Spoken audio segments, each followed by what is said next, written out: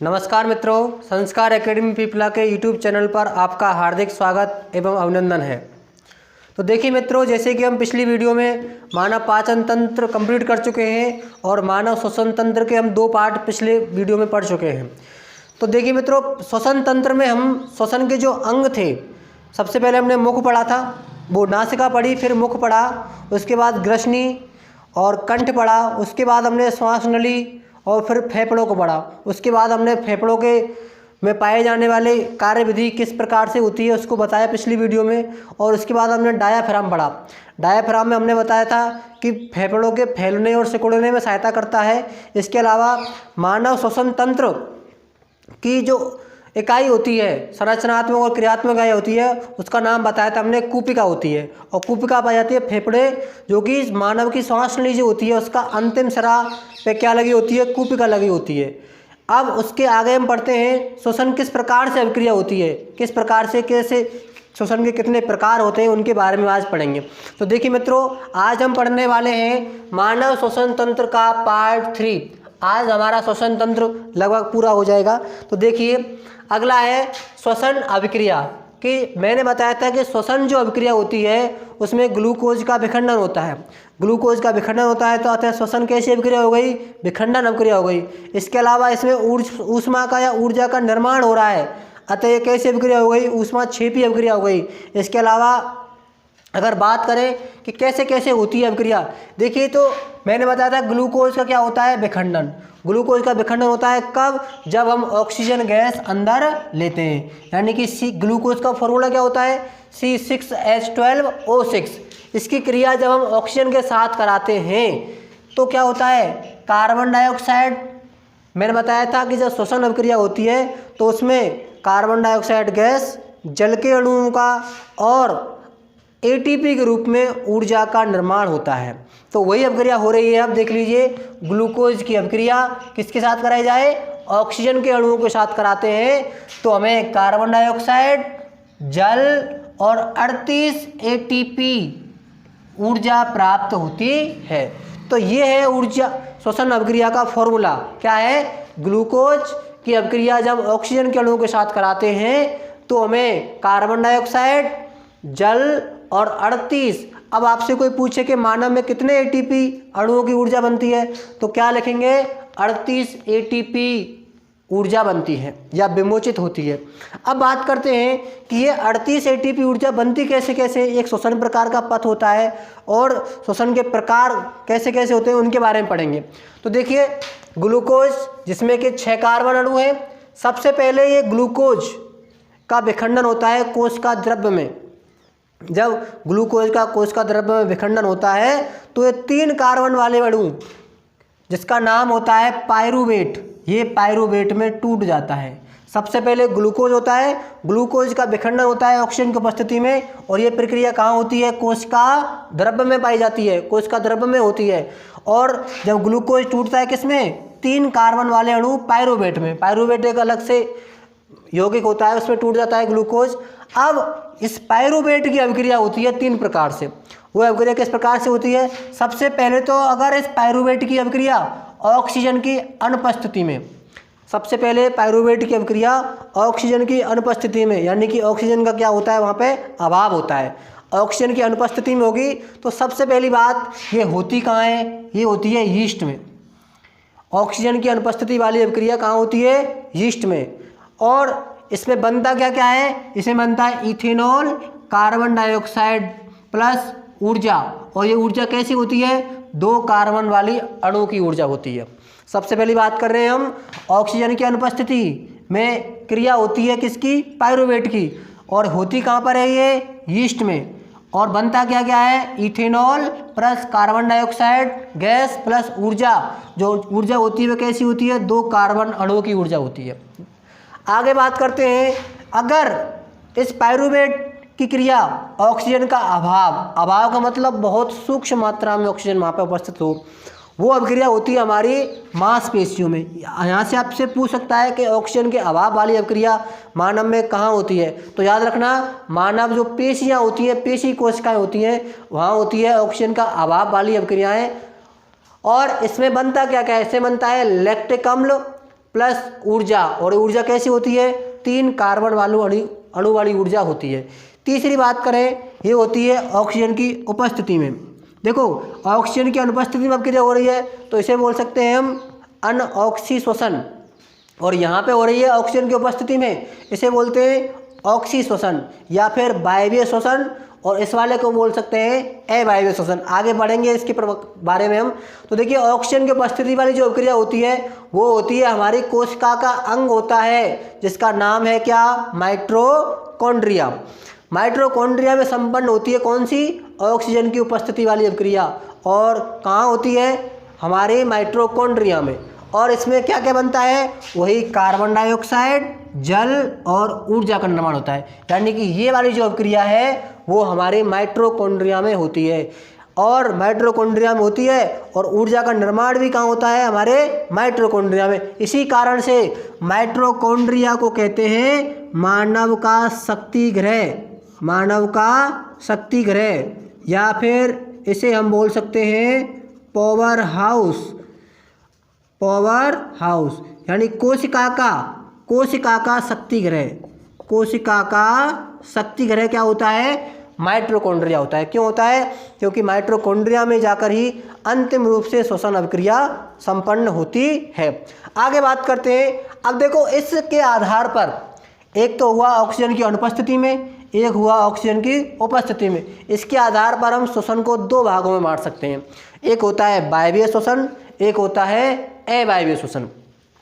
तो मित्रों देखिए वायवीय श्वसन क्या होता है, वायवीय श्वसन होता है, सबसे पहली बात करें यह ऑक्सीजन की उपस्थिति में होता है। वायवीय श्वसन होता है ऑक्सीजन की उपस्थिति में, और अवायवीय श्वसन जो होता है जैसे कि नाम से पता पड़ रहा है। अब वायवीय श्वसन को एक और नाम क्या कह सकते हैं हम, इसे हम ऑक्सी श्वसन, इसे हम ऑक्सी श्वसन भी कह सकते हैं। और अवायवीय श्वसन यानी यहाँ पे ऑक्सीजन का अभाव होता है, इसे हम अनऑक्सी श्वसन भी कह सकते हैं, इसे हम अनऑक्सी श्वसन भी कह सकते हैं। अब देखो इनमें क्या अंतर है, वायवीय श्वसन क्या होता है या फिर अवायवीय श्वसन क्या होता है, इसके बारे में देखते हैं। तो देखिए यह सबसे पहले बात करते हैं वायवीय श्वसन की, यह O2 की उपस्थिति में होता है। O2 यानी कि ऑक्सीजन गैस की उपस्थिति में जो श्वसन होता है उसे क्या बोलते हैं, उसे हम वायवीय श्वसन बोलते हैं।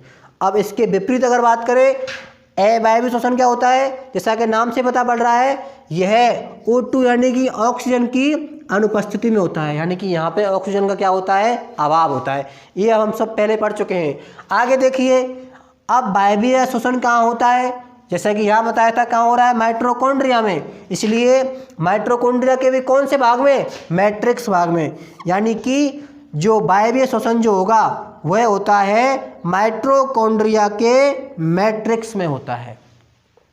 आगे बात करें अवायवीय श्वसन, यह अभिक्रिया कहाँ होती है, कोशिका द्रव्य में संपन्न होती है। और आगे हम देख सकते हैं कि ऑक्सीजन की अनुपस्थिति में कहाँ पे अभिक्रिया हो रही है, यीस्ट में होती है। इसके अलावा हमारी मांसपेशियों में होती है, यानी कि अवायवीय श्वसन जो होता है वो हमारी मांसपेशियों में या फिर यीस्ट में होता है।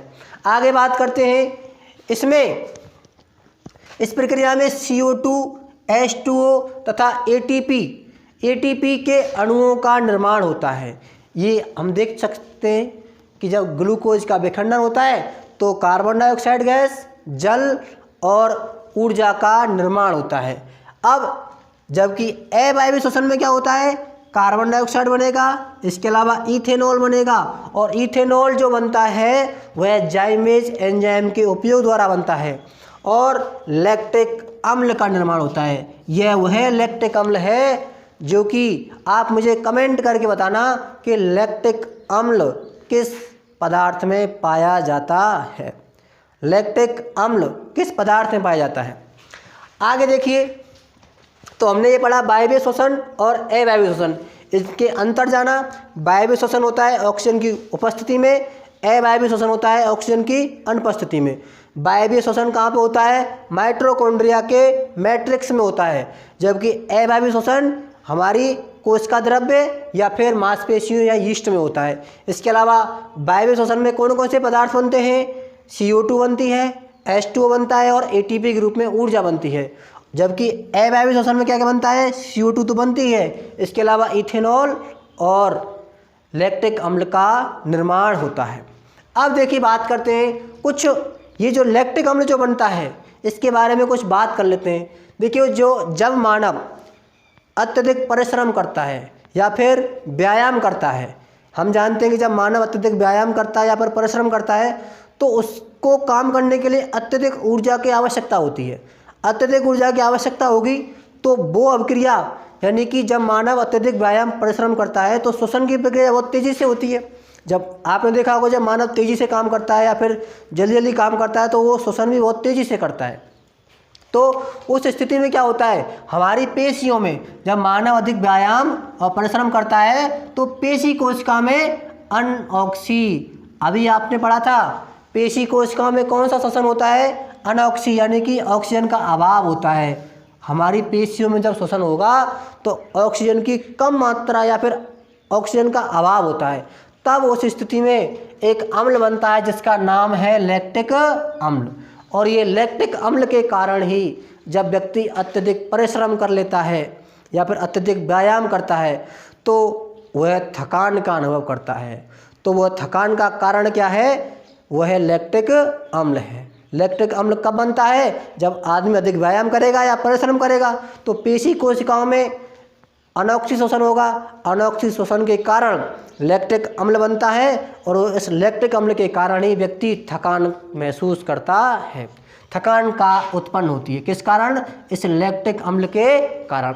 इसके अलावा ये जो यीस्ट है, यीस्ट एक प्रकार का सूक्ष्म जीव होता है। उसके अंदर क्या होता है कि जब ब्रेड बनती है, आपने ब्रेड या फिर टोस्ट या फिर डबल रोटी वगैरह खाई होगी, केक जो होती है वो जब फूलती है उसमें भी एक जीवाणु कार्य करता है। उसका नाम क्या है, सैकेरेमाइसीटीज सेरेवेसी यीस्ट। उस यीस्ट का नाम क्या है, सैकेरेमाइसीटीज सेरेवेसी यीस्ट का उपयोग करते हैं। यानी ब्रेड के निर्माण में, ब्रेड या फिर केक या फिर डबल रोटीज वगैरह जो होती हैं उनको फैलाया जाता है। वो फूलती हैं, जब डबल लेयर बनती है तो कार्बन डाइऑक्साइड गैस बाहर निकलती है, वो हम आगे पढ़ेंगे।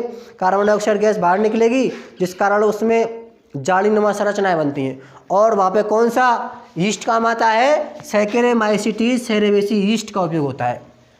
तो ये मित्रों हमारा श्वसन तंत्र होता है। अब देखो श्वसन की दर किस प्रकार से होती है।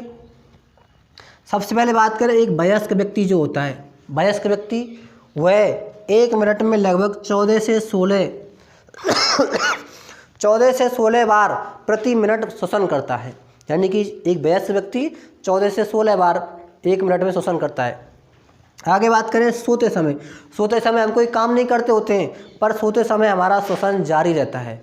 श्वसन जारी रहता है तो उस समय हम बहुत कम श्वसन करते हैं और वो होता है लगभग 10 प्रति मिनट।